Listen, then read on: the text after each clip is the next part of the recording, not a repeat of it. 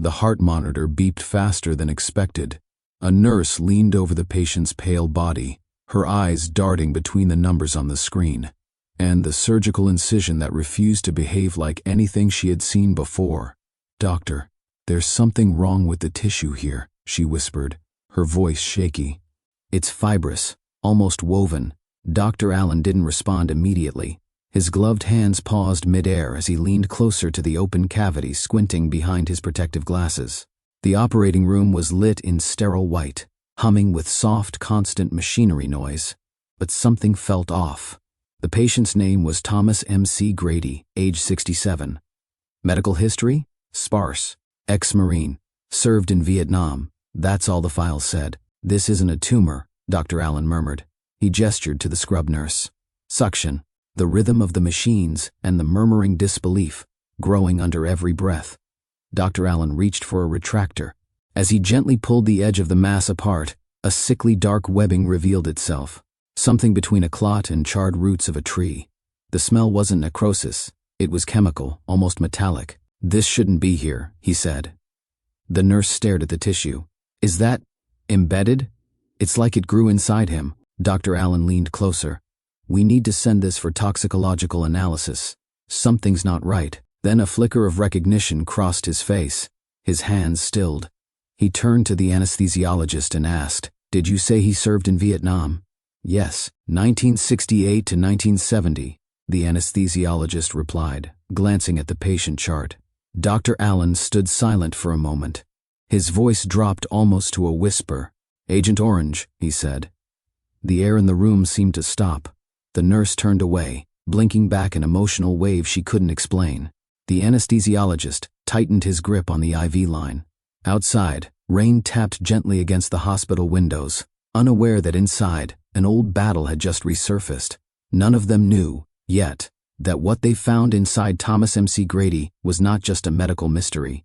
It was a relic of war, a ghost sealed in flesh, a silent killer seated decades ago in a jungle halfway across the world. And now, it was blooming. Thomas M.C. Grady woke each morning at precisely 5:45 a.m., without an alarm. Decades of military discipline didn't fade with time, they simply became habit. The house was always cold at that hour, the Mississippi air sneaking through the wood grain of the old cabin. He'd slip on his flannel shirt, worn soft with age, and pad barefoot into the kitchen, where a battered kettle waited on the stove. The kettle hissed to life as Thomas lit the gas burner. He pulled a tin of ground coffee from the shelf, a brand older than his daughter, and spooned it into the filter without even glancing. There was no need to measure. He knew the exact weight from memory, from feel. As the coffee brewed, he leaned against the counter and watched the light begin to break through the trees outside. It was his favorite part of the day, those few moments before the world truly began, when silence still had room to breathe. The cabin was small, built by his own hands, when he returned from Vietnam in 1971. Every plank and nail held a memory, every squeak in the floor a ghost. The living room was modest, with a wood-burning stove in the corner, and an old armchair facing a dusty bookshelf. Above it hung a single black and white photograph, 6 young men in uniform, standing knee-deep in jungle, mud, rifles slung over their shoulders, smiles on their faces despite the chaos behind their eyes. Thomas was the one on the far right, half smiling, a cigarette dangling from his lip. Next to the photograph was a triangularly folded American flag, encased in glass. Beneath it, a shelf held an old military ID tag, a Purple Heart he never wore, and a small leather box that remained locked, untouched for years. Thomas took his coffee out to the porch. The wooden swing creaked under his weight as he sat down, eyes scanning the woods. The sun painted the sky in muted orange, casting long shadows through the trees. He took a slow sip, breathing in the scent of earth and pine and memory. He didn't talk much. The neighbors knew him as Quiet Tom, polite if distant, a man who nodded but never lingered. Children stayed away from his property, partly out of respect, partly out of myth. Some believed he was a sniper, others whispered he had buried treasure in the woods. Thomas didn't mind the stories, they gave him space. Twice a month, he drove into town. Groceries, gas, the occasional trip to the VA clinic for blood pressure meds. He never stayed long. He didn't join the veterans meetings, didn't attend church socials, and certainly didn't talk about the war. His daughter Claire called every Sunday. The conversations were short. "How's your blood pressure, Dad?" "Fine. You still taking your meds?" "Every damn day. Want me to come visit next weekend?" "No need." She'd given up asking about his past years ago. After her mother died, Thomas closed off further, turning inward like an old tree curling around a scar. Claire had been only 10 when her mother passed from breast cancer. She remembered her father holding her hand at the funeral, his knuckles white with pressure, his eyes dry. "Soldiers don't cry," he had said, voice firm. Claire never saw him cry again. Not once. Inside the house, everything had its place. The bookshelf was lined with war memoirs, classic literature, and a few dusty medical guides. One drawer in his bedroom held a thick stack of handwritten letters. Bundled with twine, letters to his wife, written during his deployment. Most were unopened. She'd pass before he could deliver them. He never burned them, just kept them, as if one day he might need to read them to remember who he was. The bathroom mirror reflected a man still strong in form, but older than he admitted. Deep-set eyes, grayed temples, a face weathered by time and memory. His left shoulder bore a faded tattoo, a dagger through an eagle's wing. The ink had bled into the surrounding skin, blurred by sun and age. At night he slept on a twin mattress in the back room. No headboard, just the mattress and a single wool blanket, Army issue, still marked with his service number. On the nightstand sat a photograph of Claire as a child, missing one front tooth, her arms around a golden retriever named Duke. The dog was long gone. The girl was now a woman. Some nights Thomas would wake drenched in sweat, not always from dreams, sometimes just a pressure in his chest, a wave of nausea that passed quickly. He chalked it up to age. Aches and pains were normal. He rarely told anyone about them. Pain was a private thing. He didn't own a smartphone. He had a flip phone, kept in a drawer, barely charged. Letters mattered more than texts, silence, more than noise. He lived with discipline, alone but not quite lonely. He preferred it that way. Yet there were moments, small quiet cracks in the armor, when he would stare too long at the photograph on the wall. His fingers would brush against the glass, resting lightly on the smiling face of a young man named Harris, his best friend, killed by a landmine in 1969.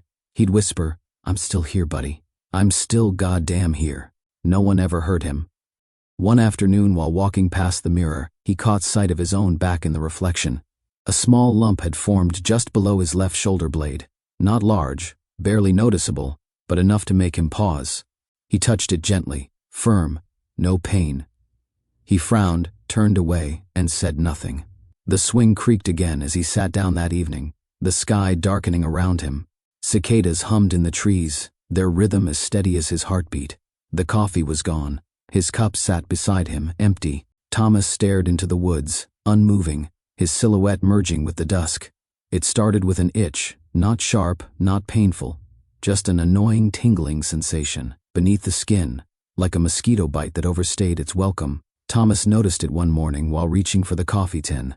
He scratched at his left shoulder blade absent-mindedly, then again later that afternoon while hauling logs for the stove. By the third day, it itched more persistently, a strange kind of itch, deep, almost unreachable, as though something was moving under the skin. He stood in the bathroom shirtless, peering over his shoulder into the mirror with a handheld shaving mirror to catch the angle. There it was, a slight discoloration, no bigger than a quarter. It looked like a bruise, but darker and oddly shaped, like a drop of ink spilled into water. He touched it gently, firm, no pain, just strange. Thomas said nothing, not to Claire, not to the pharmacist in town, not to the guy at the gas station who always tried to strike up a conversation. It was probably just a spider bite, he told himself, maybe an old injury acting up. At his age, the body did unpredictable things. No need to make a fuss. Over the next few weeks, the discoloration thickened, the skin grew tougher, like callus. Then it started spreading, slowly but unmistakably. A second lump appeared near his rib cage, then another near the base of his spine. None of them hurt, but they were there. Multiplying, he didn't go to the doctor. Instead, he found an old tube of antibiotic cream in the medicine cabinet and rubbed it in twice a day. It did nothing. He tried Epsom salt baths. He tried peppermint oil. He even poured bourbon on one of the lumps, just to see if it would burn. Nothing helped. One night, he stood in the bathroom, shirt off, staring at the mirror for a long time. He turned slowly, examining his back and sides, his arms. There were now 5 distinct lumps, ranging in size from a dime to a golf ball. They sat under his skin like river stones, smooth, unmoving, quietly threatening. He reached up and ran his fingers along the edge of one near his shoulder blade. It didn't hurt, but it was real. It was growing. Thomas exhaled and turned away. Outside, the wind rustled the trees. The night was quiet, too quiet. He sat on the porch swing with his shirt off, letting the cool air run across his skin. The stars above were bright and sharp pinpricks in a velvet sky. He traced the rim of his coffee mug with a calloused finger, mind blank. In the distance, a fox howled. He didn't move.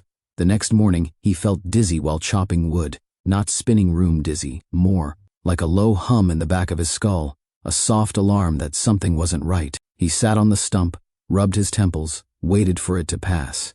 It did, mostly. He coughed twice. Dry, shallow, nothing serious. By noon, he was fine again. But at night, as he took off his shirt, he noticed something new. The lump near his ribs had developed a strange purple ring around it, like a bruise within a bruise. He leaned closer to the mirror, tracing it. The center looked darker now, almost black.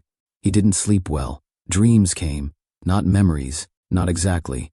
Just flashes, smoke, screams, a river turning orange under the sun, his own hands trembling. He woke up sweating. In the morning, he ran cold water over his face and stared into the sink, breath shallow. He gripped the edge of the counter, knuckles white. It's nothing, he told himself. Just age, just stress, maybe bad sleep. He lifted his arm to scratch and noticed a red streak crawling from his bicep to his elbow, a thin, angry vein under the skin. Still, he didn't call anyone. He didn't want Claire to worry. She had a life, a job, responsibilities. He didn't want to be a burden. Didn't want to sit in waiting rooms, or fill out forms, or answer questions that dug too deep. Mostly, he didn't want to be seen like this. The next week, while grocery shopping, he dropped a can of beans. His hand had cramped without warning, fingers locking into a claw. The pain was sharp, but quick. He picked up the can, placed it back on the shelf, and quietly walked out of the store without finishing his shopping. That night, the mirror showed 7 lumps, one of them pulsing. He stared for a long time. Then finally, he reached into the drawer beside his bed and pulled out the flip phone. The battery was low. He plugged it in and waited. When it blinked green, he dialed Claire. She didn't pick up on the first try. He hung up, sat still for a minute, then called again. When she answered, her voice was warm but puzzled. "Dad, is everything okay?" He paused. "Yeah," he said. "Just wondering if you're coming down this weekend." Silence. "Then I wasn't planning to, but I can." "Did something happen?" Another pause. "I found something. On my back." "What kind of something?" He hesitated. "Don't know yet. Probably nothing." But his voice betrayed him. "Just enough. I'll be there tomorrow," she said. Claire arrived just after 10 the next morning. Her compact car crunched along the gravel driveway, tires pressing into familiar ground. She stepped out, shielding her eyes from the sun with one hand, and looked toward the porch, where Thomas sat, already waiting, coffee cup in hand, eyes squinting against the light. He didn't wave, just nodded. She gave him a half smile as she walked up the steps. "You're up early," she said. "I'm always up early," he replied. Claire sat beside him on the swing. The wood creaked under her, as it always did. For a while they said nothing, just watched the breeze stir the leaves, the pine trees swaying like tired soldiers standing post. "You look thinner," she said finally. "Scale says I'm the same. You eat when I feel like it." She turned to look at him more closely. His skin looked pale, drawn. There were shadows beneath his eyes that hadn't been there the last time she visited. "Let me see it," she said softly. He didn't look at her, just kept sipping his coffee. "Dad, still nothing." Claire stood, walked inside the house, and returned with a hand mirror. She sat back down beside him. "I'm not asking. I'm your daughter, and I need to see." Thomas exhaled heavily, a long, tired sound. Then, without a word, he set the coffee down, stood, and turned around. Slowly, he peeled his flannel shirt off his shoulders, down to his waist. Claire sucked in a breath. The clusters were worse than she imagined. 7, no, 8. Distinct lumps stretched across his back and sides. Some were deep purple, others bruised yellow as if bleeding from within. One had begun to crack near the surface, a thin black vein spidering out like lightning through his skin. "Oh my God," she whispered. "Dad, I told you not to worry," he said, voice quiet. "You think I'm not going to worry when you've got whatever this is growing all over you? It doesn't hurt, that's not the point." She circled him, examining the sides of his torso, her hand trembling slightly as she reached out and touched one of the larger lumps. It was warm, hard. "I called my doctor," she said. "He already made room for you tomorrow at 9. No. Dad, I'm not going." She stepped back, folding her arms tightly across her chest. "Why? Why the hell not?" He turned slowly to face her, bare-chested, eyes steady. "Because I know what they'll say. I've seen it before, in other guys, friends of mine. They'll poke and prod and tell me it's too late or that it's inoperable or experimental. Then they'll send me home with a bottle of pills and a stack of bills." Claire's voice dropped. "You don't know that." "I do," he said. "I saw it with Will M.C. Carthy. He was on patrol with me in Longin, got the same crap on his skin. Went to the VA, took them 8 months just to confirm it was Agent Orange. He died in 9. Claire's breath hitched. "So what? You're just going to sit here and wait for it to kill you too? I've made peace with it." "Well, I haven't." They stood in silence for a beat. Then Claire's voice softened. "Mom would have made you go." Thomas looked away, his jaw clenched. "That's low," he muttered. "She loved you. She would have dragged you to the car if she had to." Still facing away, he said, "I didn't tell her about the numbness in my leg until after she got diagnosed." Claire's expression changed. Her voice cracked. "You mean you had symptoms even back then?" He nodded. "Once. I didn't want to steal her time. I wanted her to feel cared for, not." Distracted by me, Claire wiped a tear from her cheek, her hand shaking. "You're not stealing my time, Dad. You're my time." Thomas turned to face her fully now. His face was tired, worn down not just by illness but by years of carrying silence like a burden. "I'm scared," he said quietly. "Not of dying, but of them poking me, cutting me open, turning me into something, not me." Claire stepped closer and placed her hand on his chest. "Then let's do it together. One appointment. I'll sit in the room. I won't leave." His eyes searched hers. For what? Permission, reassurance, maybe even strength. He wasn't sure, but whatever he saw, it settled something inside him. He nodded slowly. "I'll go." Claire hugged him then, not tight. He winced when she pressed near one of the lumps, but long enough to matter. "Tomorrow, 9 a.m., wear something clean." He smirked. No promises. That night, Thomas sat on the porch swing long after Claire had gone to bed in the guest room. The stars above were clear, sharp. He sipped his coffee slower than usual, every movement deliberate. He didn't know what the doctor would find, but for the first time in a long while, he wasn't facing it alone. The waiting room at Jackson VA Medical Center smelled like antiseptic and old magazines. Thomas sat stiffly in the corner, arms crossed over his chest, his flannel shirt buttoned all the way to the collar. Claire sat beside him, her knee bouncing nervously. The television in the corner played muted news footage, something about a storm on the Gulf, but neither of them watched.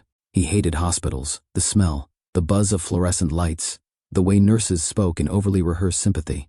It all reminded him of military field tents and triage lines, places where people didn't walk out the same way they came in. Claire kept checking the clock. When the nurse finally called Mr. M.C. Grady, she nearly jumped to her feet. Thomas stood more slowly, as if rising from something heavier than the chair itself. The exam room was brightly lit, too bright, white walls, chrome tools, the faint click of equipment being adjusted. A young doctor entered, stethoscope slung around his neck, clipboard in hand. "Good morning, Mr. M.C. Grady. I'm Dr. Allen. Thanks for coming in." Thomas gave a curt nod. Claire smiled politely. The doctor pulled up a stool. "So, your daughter mentioned you've been experiencing some unusual growths on your torso?" Thomas unbuttoned his shirt and shrugged it off without a word. Dr. Allen's eyebrows lifted as he leaned in. "Okay," he murmured, mostly to himself. "Let's take a closer look." He examined each lump methodically, gloved hands pressing gently, measuring. With a plastic caliper, tracing their shape and consistency. One by one, he made small notes on the clipboard. Claire watched his face more than his hands, noting every twitch of concern, every frown. "How long have these been here?" he asked. Thomas hesitated, A few weeks, Claire corrected him, more like 2 months. Dr. Allen nodded, continued examining. Any pain? No. Fatigue, dizziness, night sweats? Sometimes. Any history of cancer in the family? No. Military service? Yes. What branch? The doctor paused, looked up. Did you serve in Vietnam? Thomas gave the slightest nod. Dr. Allen's voice lowered. Were you in areas where herbicides might have been used? Thomas's eyes narrowed. Is that a serious question? The doctor offered a small, tight smile. Just being thorough, he stood in motion toward a nurse outside. Let's get him scheduled for imaging. I want an MRI and a CT scan. Full torso. We'll do blood work too. I want a full panel, including tox screens, and a look at enzyme activity. Claire asked, What are you thinking, doctor? Dr. Allen turned toward her. At this point, I'm concerned about abnormal tissue proliferation. Could be malignant. Could be systemic. The pattern's unusual.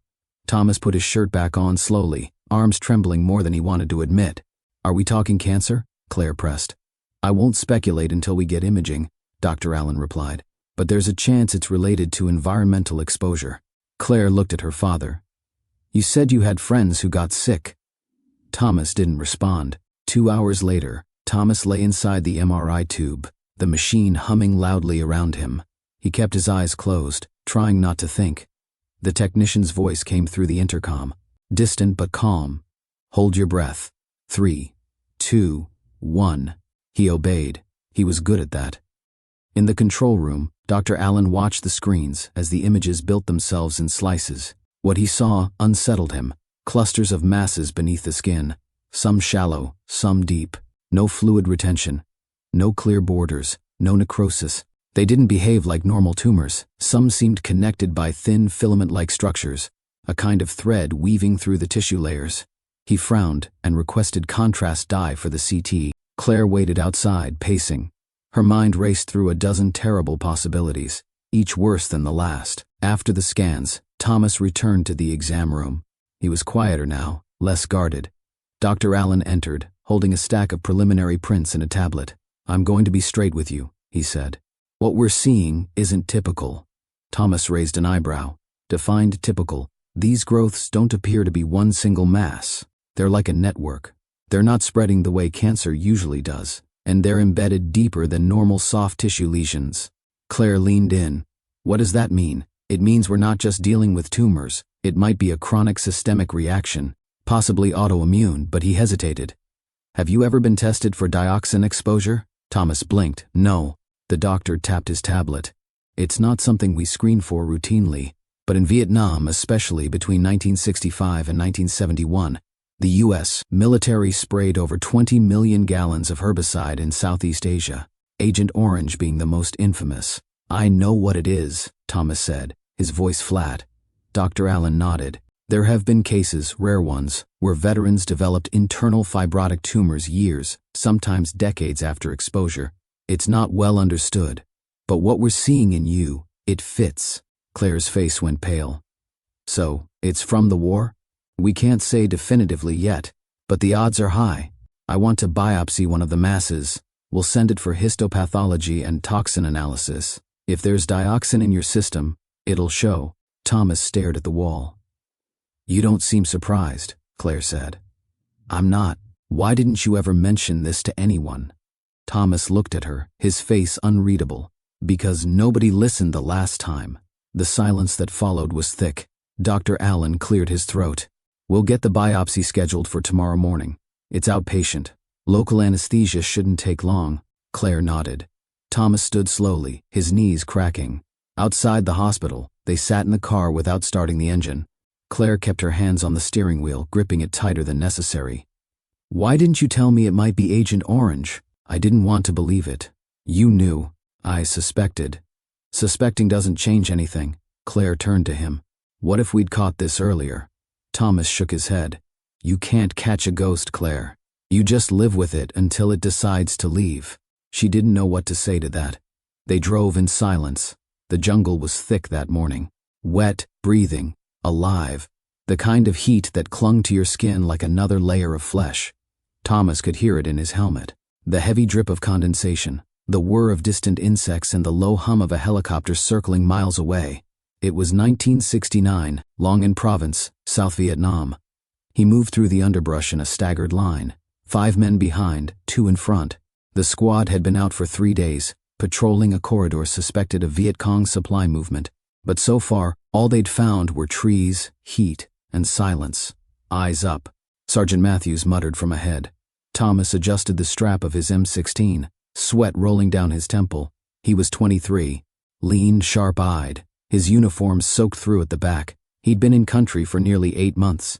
The jungle was no longer foreign. It was a second skin. It knew their names. It watched them. They reached a clearing. That's when the sound came. A long, low drone. Not mechanical. A strange choking hiss from above. Thomas looked up. A C-123 transport plane sliced the sky low and slow. From its belly, a fine mist unfurled. Silver, floating like breath in cold air. It drifted, danced through the heat, falling across the canopy. "Shit," someone said. "What the hell is that? Fogger?" Matthews offered. "Pest control?"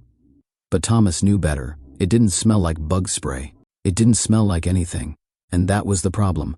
Within minutes, the leaves began to change. Glossy green faded to dull gray, edges curling. A wet coating formed on the plants around them. When it touched his arm, Thomas flinched. It was cold. Strangely so. "Move out," Matthews barked. "Stay low." They pressed forward, but the air had shifted. It felt hollow. The birds had stopped. Even the insects had gone quiet. The jungle wasn't breathing anymore. Later that night, camped by a river, Thomas washed his hands 3 times. The slick residue from the mist still clung to him. It wouldn't rinse off. The next day, they stumbled on a village. Small, maybe 12 huts, bamboo and tin. Children playing with sticks, chickens darting between feet. The villagers froze when they saw the soldiers. Then one of the elders stepped forward, hands raised. Thomas was the first to lower his weapon. They weren't enemies. They were just people. He knelt and offered a piece of hard candy to a little boy, no older than 7. The boy looked at him with wide black eyes, unsure whether to trust. Eventually, the child reached out and took it. "Shin cam on," the boy whispered. Thomas smiled. "No problem, buddy." The rest of the squad kept watch, eyes on the tree line. But Thomas stayed, crouched by the child, showing him how to unwrap the candy. It was such a small moment, so far from war. A few minutes later, they moved on, back into the trees, back into the silence. 3 days passed. They returned through the same village. It was empty, not abandoned. Empty. No movement, no sound. The chickens were dead, scattered across the dirt. A dog lay twitching in the shade, foam at its mouth. The little boy was lying near the center hut, curled up like he was asleep. He wasn't. Thomas dropped to his knees beside him. His skin was pale, lips cracked. There was a black residue at the corners of his mouth. No blood, no wounds. Just gone. Behind him, Matthews whispered. One of the younger privates turned and vomited behind a tree. Thomas sat there a long time. He didn't cry. He didn't move. He just stared at the child's face, remembering the smile over a piece of candy. When they radioed command, the response was curt. "Don't engage. Area's been neutralized." Neutralize? Thomas looked at the village again. The empty huts, the withered crops, the scattered animals. There was no battle here, no firefight, just silence, chemical silence. Back at camp, he tried to ask questions. What was in that spray? No answer. Is it dangerous to us? Shrugs. Should we report the village? More silence. One night, he sat by the river and scrubbed his skin raw with a piece of cloth, trying to erase the mist. His arms bled. Still, he kept scrubbing. Later that week, one of his squad mates developed a rash across his chest. Angry, red, spreading. Another had nosebleeds. No one talked about it. Not after what happened to Harris. Harris had been fine one day, laughing even, joking about going home and starting a body shop in Ohio. Then, during patrol, he collapsed without warning. Blood from his ears, convulsions, dead within minutes. Heat stroke, they said. Maybe a seizure. But Thomas knew it wasn't that. When the paperwork came later, after Thomas returned stateside, there was no mention of chemical exposure. Nothing about the C-123. Nothing about the dead village. It was like it never happened. He tried to write a report, tried to submit it through the VA. It disappeared in a pile of pending reviews. He tried again. He stopped trying. Years later, he kept seeing the boy's face in his dreams. Sometimes he was alive again, sitting on the steps of the hut, holding candy. Other times he lay still, eyes open, watching Thomas with quiet accusation. "You could have saved me." He stopped sleeping through the night. When Claire was born, he told himself the nightmares would fade. They didn't. He built the cabin to feel safe. Wood, stone, distance from people and questions. But the jungle never left. He saw it in the trees. He heard it in the wind. He felt it in the blackness under his skin. And now, sitting in a hospital decades later, hearing the word dioxin again, Thomas felt something move inside him. Not the tumors, not the sickness, but memory. Dense, deep, unkillable. He wanted to scream. He didn't. He just waited. Waited for the biopsy. Waited for the proof. Waited for someone, anyone, to say, "Yes, this happened. Yes, it's real. Yes, you were poisoned." But all he heard was the jungle breathing again. The operating room was cold, too cold. Thomas lay still on the surgical table, his skin already scrubbed and marked. Overhead, the surgical light cast a stark white glow across his bare torso. His eyes were closed, breath slow and steady beneath the anesthesia mask. Machines beeped at regular intervals, tracking every beat of his heart, every drop of oxygen. Dr. Allen stood on the left side of the table, gloved and gowned, his expression focused. Beside him, a scrub nurse arranged tools in a precise row. Scalpel, forceps, biopsy punch. The anesthesiologist adjusted the IV drip, nodding once toward the vitals monitor. "Vitals are stable," he said. "We're good to go." Dr. Allen gave a slight nod. He looked down at the marked lump along Thomas's right flank, the largest and most accessible. A clean incision site. He took the scalpel. "Let's start." The blade pressed into the skin. The first incision was smooth, quick. There was minimal bleeding, less than expected. The tissue beneath was firm, fibrous. As he spread the edges of the incision, something caught his eye. He paused. "Retractor," he said quietly. The nurse handed him the tool. He eased the skin and muscle apart gently, exposing the mass beneath. What he saw didn't resemble a tumor, not the kind he was used to. It was grayish-purple, with black threads coursing through it like veins. It pulsed faintly, as if still alive. The surface looked leathery, unnatural, almost synthetic. The scrub nurse leaned forward slightly. "Is that supposed to look like that?" "No," Dr. Allen murmured. He reached in with forceps, touched the edge of the growth. It didn't move. It was embedded deeply, wrapped around something, muscle, maybe nerves. He tried to separate it. It resisted. He pressed deeper with the scalpel, carefully peeling away a section. As it opened, a thin black liquid oozed out, thicker than blood, almost tar-like. The smell hit him immediately, not rot, not infection, chemical, sharp, bitter. The nurse flinched. "What the hell is that?" Dr. Allen didn't answer. He was staring, transfixed. He had seen cancer in many forms. Carcinomas, sarcomas, lymphomas, but nothing like this. This was something different, something foreign. He stepped back, trying to steady his breath. The anesthesiologist glanced up from the vitals. "Is everything all right, doctor?" Dr. Allen shook his head slowly. "No, it's not." He gestured for the nurse to collect a sample. "Biopsy punch number 12. Get this to pathology stat. And call toxicology. I want preliminary analysis on this fluid." As Sap Claire stood just outside the operating suite, staring through the small window in the door. She couldn't see much, just outlines, movement, the glare of the light over the table. A nurse approached from the hallway, clipboard in hand. "Miss M.C. Grady?" She turned. "Yes? Just letting you know the procedure is underway. We'll update you once the sample is collected." "How long will it take?" "Not long. The biopsy itself is quick, but results may take a day or two." Claire nodded but said nothing. Her hands were clenched in her lap. Inside, Dr. Allen continued working, his movements slower now, more deliberate. He had switched gloves. The black fluid had stained the first pair. He cut away a section of the mass and placed it in a specimen jar, sealing it tight. "Send this now," he said. The nurse took the container and disappeared through the prep door. Dr. Allen returned to Thomas's side, wiping his brow beneath the mask. He looked down at the incision, the tissue exposed beneath. Something was bothering him, Something more than the texture, the color, or even the smell. It was the way the growth was connected. It wasn't just attached to the muscle, it was laced through it, tangled, interwoven, as though it had grown with the tissue itself, like ivy around stone. He adjusted the overhead light and peered deeper. The filaments stretched outward in every direction, some no thicker than a hair, others braided like tiny cords. They wrapped around veins, embedded in fat. This wasn't a tumor that had arrived. It was something that had always been there, dormant, waiting. He took a breath. "Close him up," he said quietly. The nurse began prepping sutures. Dr. Allen didn't move. He stared at the incision, his gloved hand hovering just above. "This isn't cancer," he said under his breath. "It's something else." The nurse glanced at him. "Doctor," he shook his head, just thinking aloud. After Thomas was closed and cleaned, they wheeled him into post-op. His vitals remained steady. His face was pale but calm beneath the oxygen mask. Claire was allowed in 20 minutes later. She sat by his bedside, her hand resting lightly on his. It was warm, too warm. She studied his face.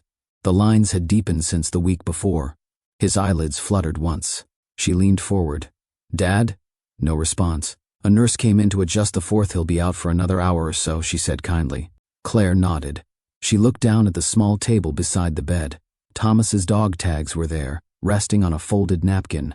She picked them up, running her fingers along the stamped numbers. They felt heavier than they looked. Dr. Allen entered quietly. She turned to him, her eyes searching. "Well," he took a moment before speaking. "We got the sample.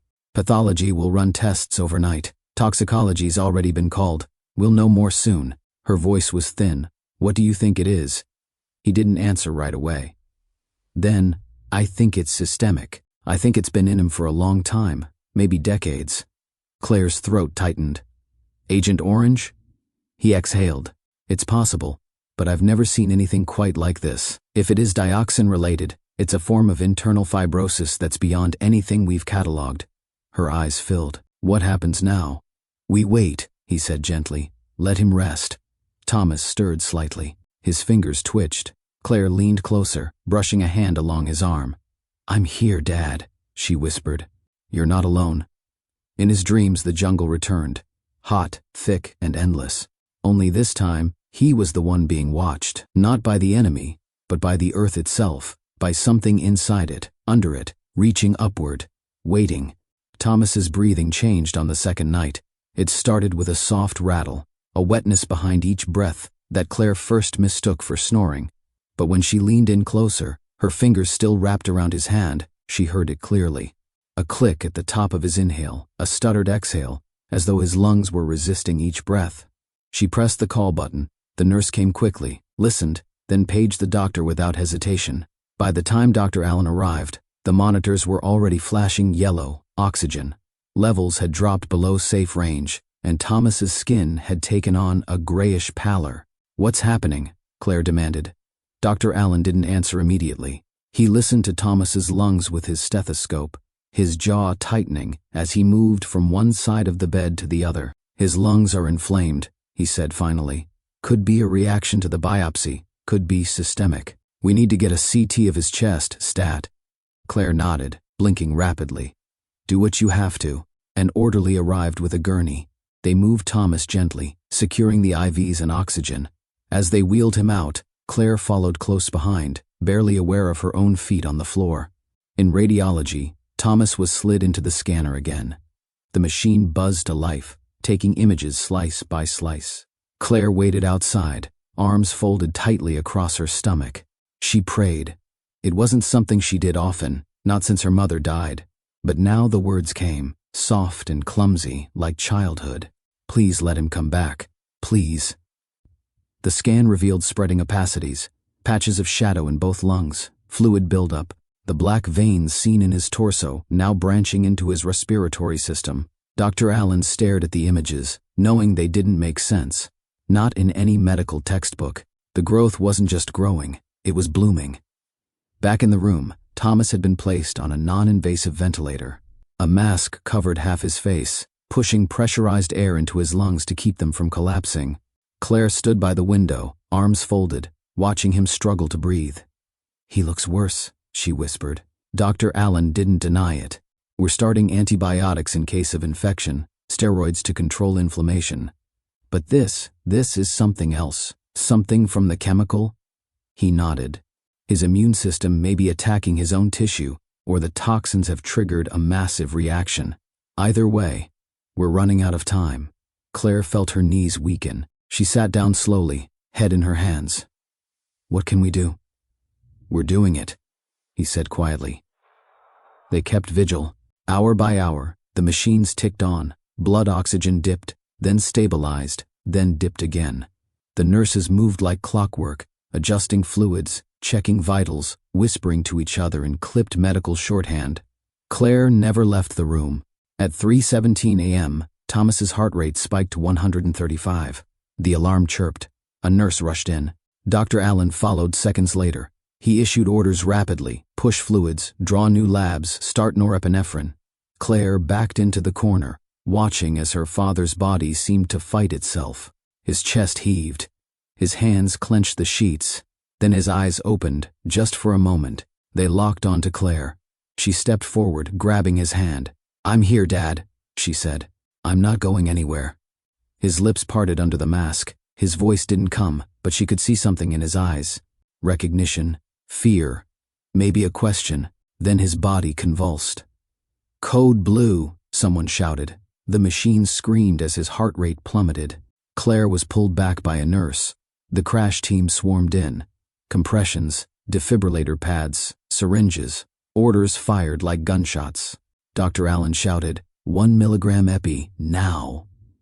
Claire pressed herself against the wall, both hands over her mouth. Her knees buckled. She sank to the floor. They worked on him for 7 minutes. Each minute felt like an hour. Then, the line flattened. Dr. Allen raised a hand. "Call it." Claire sobbed. But then, one final beep. Then another. The line stuttered back into rhythm. Weak. But there, he was still alive.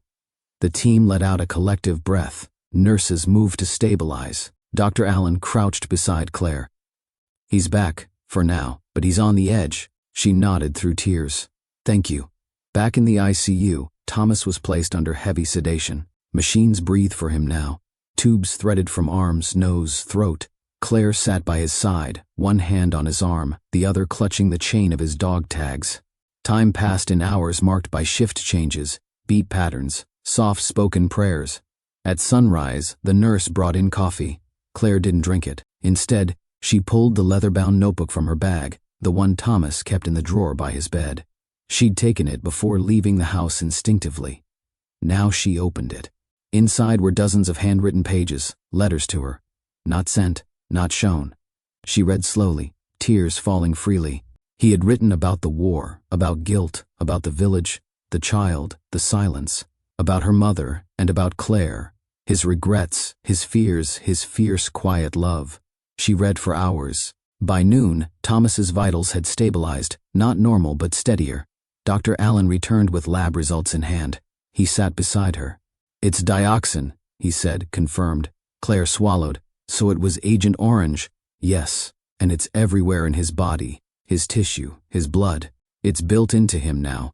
His body's attacking itself. There's no reversal, only management. If we can keep him alive long enough." Claire looked at her father. "Will he wake up?" Dr. Allen nodded slowly. "If he does, it won't be the same. But he'll be here." She reached out and took Thomas's hand again, and she whispered, "That's enough." The beeping of the heart monitor had softened by the second day. Slower now, rhythmic, a pattern you could breathe to. Claire hadn't left the ICU. She hadn't changed clothes, hadn't slept properly, and couldn't remember the last time she ate more than half a granola bar. But none of that mattered. What mattered was the slight pink returning to her father's cheeks, the way his chest rose without mechanical support, and the flicker, just the barest twitch, of his fingers against hers. When Thomas opened his eyes, it was gradual, the kind of awakening that comes like dawn through fog. His gaze drifted across the room, unfocused, then settled, eventually on her. Claire's breath caught. Dad," she whispered. His lips moved, but no sound came. She leaned in, holding a straw to his mouth. He took in a shallow sip of water, then laid back against the pillows, exhausted. They sat in silence for a long time. Finally, his voice came, rough, gravelly. I thought I was gone. Claire smiled through tears almost. But you're too damn stubborn. He smirked weakly. You get that from your mother. She laughed, brushing a lock of hair behind her ear. Probably. Thomas's gaze wandered to the edge of the bed. Where am I? VA Medical Center. They did a biopsy, confirmed exposure. Agent Orange, it was in your tissue, your lungs, everything. He blinked slowly. So it's official now, he said. She nodded. Yeah, no more guessing. Thomas's eyes closed briefly. When they opened again, there was something behind them. Wait, decades of silence pressing forward. I wanted to tell you, he said quietly, so many times. But I couldn't. Why not? He looked at her, eyes glistening. Because I didn't want you to see me like this. Weak, broken. Claire shook her head. You're not weak. I am, he said. Or I was. I let it eat me. Not just the sickness, the guilt, the shame, the war. She leaned forward. Dad, I read your notebook. He stiffened. I wasn't snooping. I took it from the drawer at home. I needed to know what was going on. And when you were unconscious, I read every word. Thomas didn't speak. You wrote about the boy in the village, the candy, the silence afterward. You carried that for your whole life. He nodded slowly. Claire reached for his hand again. You don't have to carry it anymore. His lips trembled. You think I'm a good man? I know you are. He swallowed hard. I always thought if I buried it deep enough it would stop hurting, but it never did. Claire's voice cracked.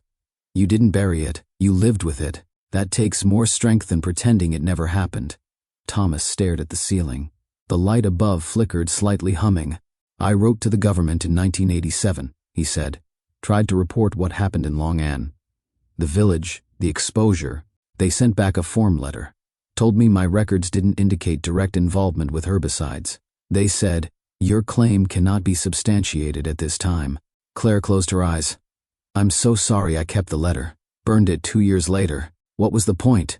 The point is, you tried. And now we're not done. Thomas looked at her again. I don't want to be remembered as a broken soldier. You won't, she said. You'll be remembered as a man who survived, who raised a daughter who loves him, who told the truth, even when no one listened. For a while neither of them spoke. The machines ticked softly in the background. Outside the window, clouds passed lazily across a pale afternoon sky. Then Thomas said, I wish your mother could see you now. Claire smiled, wiping her cheek. She'd probably tell you to sit up straight and stop being dramatic. He chuckled, coughed lightly, winced. Claire leaned in. Do you want to rest? He shook his head. Talk to me. Tell me about your life, your work, what I missed, she began slowly. About her job at the clinic, about the patients she loved, about the garden she'd been meaning to start. Then she told him things she hadn't meant to. About the night she cried after he hung up too soon. The holidays she spent alone waiting for a call. The worries she never voiced. Thomas listened, really listened, and for the first time in years, he felt something shift inside him. It wasn't relief, not yet, but it was a beginning. That night, after the nurses dimmed the lights, Thomas asked Claire to pass him his dog tags. She placed them in his palm. He stared at them a long while. I used to wear these every day, he murmured. Stop the year your mom died. Why? He sighed. Because they reminded me who I was, and I didn't want to be him anymore. Claire reached over and gently looped the chain around his neck. You're still him, she said. But better, his eyes welled. Thank you, kid, she smiled. I'm not going anywhere, Dad. Not this time. He closed his eyes, and for the first time in decades he slept without dreams. The cabin hadn't changed much. Same porch swing, same crooked steps, same smell of pine in the morning air. But something about it felt different now, as if time itself had exhaled and softened its grip. Thomas moved slower these days. He walked with a cane now, more for balance than necessity, but Claire suspected he liked the feel of it in his hand, a reminder that he was still grounded, still here. The morning light spilled across the porch as he sipped from his mug, no longer black coffee. His stomach couldn't handle it anymore. Now it was weak tea with honey, a concession, not a defeat. Inside, the kitchen table held something new, a small wooden box. Smooth, polished, handcrafted by Claire herself. She'd found it at a weekend craft fair and bought it without hesitation. "It's for the things you never wanted to throw away," she said when she gave it to him. "But maybe now you can choose what to keep." He opened it that first evening and placed inside his dog tags, a folded photograph of his unit, one of the letters he wrote to Claire but never sent, and a spent .45 casing, polished, wrapped in cloth, heavy with memory. Later he added something else, a copy of the VA approval letter. Claire had sent in the paperwork again, armed with the toxicology report, biopsy findings, and scanned pages from his own handwritten notes. This time they didn't ignore it. This time they had to listen. "I guess they finally believe me," he said, half smiling as he handed her the letter. "They should have believed you 30 years ago," she replied. He nodded. "They didn't, but you did." Thomas had begun journaling again, not just about Vietnam, about everything. The smell of rain on dry earth, the feeling of hearing Claire laugh over the sound of bacon frying, the color of the sky before a storm. He didn't try to explain the past anymore. He just made peace with it. Sometimes local veterans stopped by, old men with canes and opinions and stories they didn't know how to tell. Thomas listened more than he spoke. He offered coffee, sometimes silence, sometimes the truth. On warm afternoons he sat in the garden. Claire helped him plant tomatoes, basil, squash, life in rows, growth he could measure, roots that didn't hide. One evening, Claire brought him a small envelope. "I printed that photo you liked," she said. He opened it carefully. Inside was the image from the old military album, the one with him crouched beside the Vietnamese boy, handing him a piece of candy. Thomas stared at it for a long time. He didn't speak. Then he stood, walked to the wooden box, and gently placed the photo inside. "It doesn't feel so heavy anymore," he said quietly. Claire looked at him. "Because you're not carrying it alone." He smiled just a little. Some wounds leave no scar. They live beneath the surface, stitched into silence, carried through decades like a shadow you forget to turn and face. Thomas M.C. Grady was one of many who lived with those wounds, not just in the body, but in the soul. He didn't ask for recognition. He didn't expect justice. But what he found, through the voice of his daughter, through his own quiet courage, was something greater. He found release. Healing doesn't always come in hospitals. Sometimes it comes in the quiet clicking of a wooden box being opened, in the sound of tea being poured instead of coffee, in the laughter of a loved one who never stopped hoping you'd come back.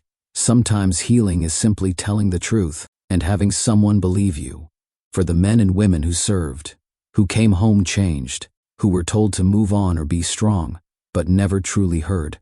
This story is for you, for the children who grew up with silence at the dinner table, wondering what their fathers or mothers had seen but never said. This story is for you too, because memory doesn't fade just because we stop talking about it.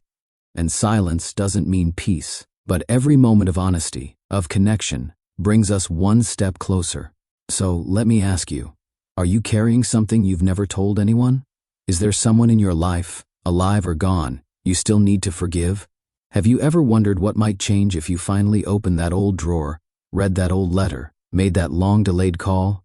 If this story moved you, even just a little, I invite you to share it. Leave a comment below.